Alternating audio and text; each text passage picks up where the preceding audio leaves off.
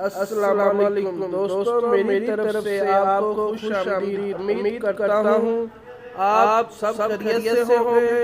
अल्लाह पाक आपको हंसता मुस्कुराता रखे, आमीन। अगर आप लोगों को मेरी वीडियो पसंद आए तो मेरे चैनल को सब्सक्राइब और साथ में घंटी को दबा दें। शुक्रिया। दोस्तों, आज मैं आपको एक ऐसा नमक पे किया जाने वाला नायाब वजीफा बताने जा रहा हूँ जिसके करने से आपकी पसंद में जो भी रुकावट है वो घर की तरफ से खत्म हो जाएगी, मगर वजीफा करते वक्त कोई भी कोताही ना हो तो ही फायदा होगा, वरना टाइम भी जाएगा और फायदा भी नहीं होगा।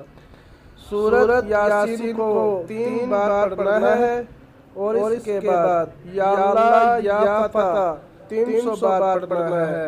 और इसी 11 दिन के अंदर जब जुमा आ जाएगा तो 101 बार दुरूद इब्राहिम अव्वल आखिर और 101 बार या वदूद पढ़ना है और नमक पे दम करना है और वो नमक खाने में मिलाकर अपने माँ बाप को खिलाना है। जैसे ही वो खाते जाएंगे आपका काम बन जाएगा। शुक्रिया।